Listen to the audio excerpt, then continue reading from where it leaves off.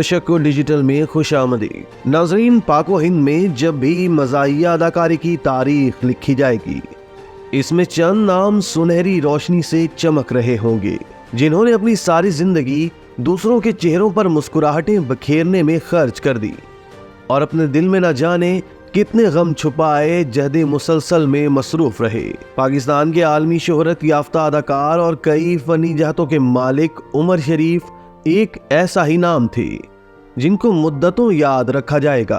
पाकिस्तानी मंजरनामे पर हमें शौकी खान, मस्ताना, बब्बू बराल, सिकंदर सनम, लियाकत सोल्जर और दीगर बहुत सारे स्टेज के फनकार दिखाई देते हैं और स्टेज के लिए जिनकी खिदमत का दायरा वसी है, मगर जब वो रुखसत हुए तो उनके पास तरके में सिर्फ कसमपुरसी और बेसरो समानी थी।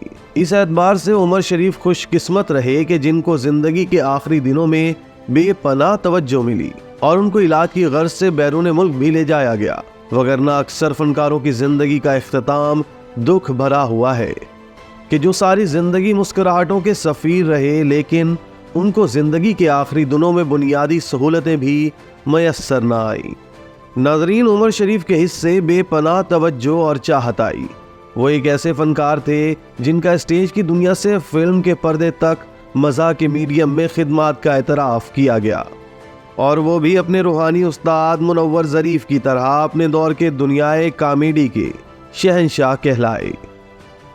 उमर शरीफ की कॉमेडी में सबसे अहम बात जिसको महसूस किया जा सकता है वो ये कि उन्होंने हमेशा बगैर स्क्रिप्ट के मज़ाह तख्लीक किया। वो हाजिर दिमाग थे। उनका पूरा करियर इसी सलाहियत पर मुहित रहा और ये सलाहियत उनको अपने वालिदैन से विरसे में मिली। सीनियर कॉमेडियन खालिद अब्बास डार हो या सोहेल अहमद या फिर उनके साथ काम करने वाले हनीफ राजा या शहजाद रजा, सभी उनकी टाइमिंग और फिल्मबदी जुमलेबाजी के मद्दाह थे।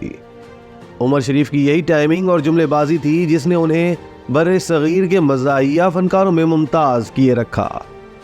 पाकिस्तान और इंडिया के नामवर फनकार मानते हैं कि आधा लाफ्टर उमर शरीफ का लबो लहजा था। नाजरीन, उमर शरीफ का मुशाहिदा ज़बरदस्त था और स्टेज पर खड़े होते तो बात से बात यूं अदा होती जैसे आसमान से बारिश हो रही हो। उमर शरीफ पाकिस्तान के शायद वाहिद मज़ाहिया फनकार हैं जिनकी परस्तार पूरी दुनिया में मौजूद है। अमिताभ बच्चन हो, शाहरुख खान हो या बॉलीवुड के बड़े बड़े नाम, सब उनके मद्दाह थे। एक मर्तबा उमर शरीफ मुंबई गए तो अदाकारा फरा और तब्बू रोजाना घर से खाने पकाकर उस होटल लाती रहीं जहां उमर शरीफ क़याम वजीर थे। फरा ने बताया था कि जब वो डिप्रेशन का शिकार हुई तो उनके ससुर ने उमर शरीफ के मज़ाहिया ड्रामे देते हुए कहा था कि इन्हें देखो। फरा के मुताबिक उमर शरीफ के ड्रामे देखकर वो इतना हंसती थीं कि उनका डिप्रेशन दूर हो गया।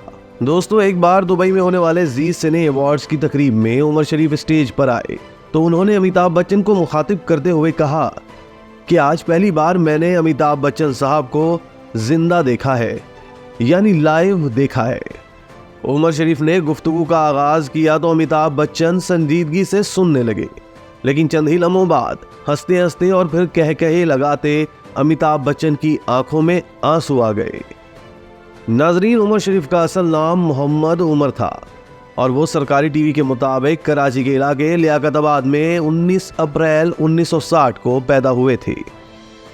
उनकी उम्र 4 साल थी कि वालिद का इंतकाल हो गया और उनके ख़ानदान को शदीद माली मुश्किलात का सामना करना पड़ा।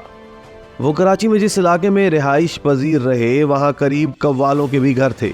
बचपन और लड़कपन में उनकी दोस्ती इन कव्वालों के बच्चों से रही और जब होश संभाला तो अपने मोहल्ले के मुख्तलिफ किरदारों समेत मशहूर फिल्मी अदाकारों की बोल चाल और अंदाज की नकाली करने लगे। यही वजह थी कि उमर शरीफ की जुमलेबाजी और लतीफ़ा गोई पूरे इलाके में मशहूर हो गई। स्कूल के बाद उमर शरीफ जब गली मोहल्ले में निकलते तो उनके इर्द गिर्द लड़कों का हुजूम होता और वो उन्हें हंसाने में मसरूफ हो जाते।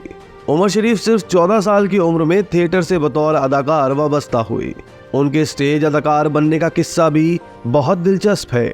हुआ कुछ यूं कि आदमजी हॉल में जारी स्टेज ड्रामे के एक गुजराती अदाकार को अपने अजीज की वफात पर ड्रामा छोड़कर जाना पड़ा तो शो से 2 घंटे कबल उमर शरीफ को बुलाया गया और मेकअप रूम में कागजात का पलंदा हाथ में ये कहकर थमा दिया गया कि तुम्हें ज्योतिषी बनना है। उमर शरीफ को इस ड्रामे के लिए 3 बार एंट्री देना थी। कराची से ताल्लुक रखने वाले मुताद्दिद फनकार बताते हैं कि पहली ही एंट्री पर उमर शरीफ ने अपनी परफॉर्मेंस से हाज़रीन के दिल जीत लिए और जब वो स्टेज से हटे तो देर तक तालियां बजती रहीं। 14 साल के उमर शरीफ को इस ड्रामे में बेहतरीन कारकर्दगी दिखाने पर शो के आखिरी दिन 5,000 रुपए, 70 सीसी मोटरसाइकिल और पूरे साल का पेट्रोल इनाम में दिया गया था। और फिर उन्होंने इस मैदान में अदाकारी के अलावा बतौर मुसन्निफ और हिदायतकार भी अपने फन का लोहा मनवाया। उमर शरीफ ने 70 से ज़ायद ड्रामों के स्क्रिप्ट लिखे जिनके मुसन्निफ, हिदायतकार और अदाकार वो खुद थे और इन ड्रामों ने मकबूलियत के रिकॉर्ड कायम किए। बहरूपिया वो खेल था जिसमें उमर शरीफ का टैलेंट खुलकर सामने आया और फिर बुढ़ा घर पर है और बकरा किस्तों पे ने उन्हें पाकिस्तान के साथ साथ इंडिया में भी वो मकबूलियत अता की कि उमर शरीफ बर्रे सगीर के पसंदीदा मज़ाहिया फनकार बन गए।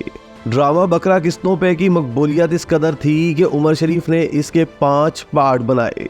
उमर शरीफ ने पहली बार स्टेज ड्रामे रिकॉर्ड करने का रिवाज भी डाला। यस सरीद, नो सरीद उमर शरीफ का पहला ड्रामा था जिसकी वीडियो रिकॉर्डिंग की गई थी।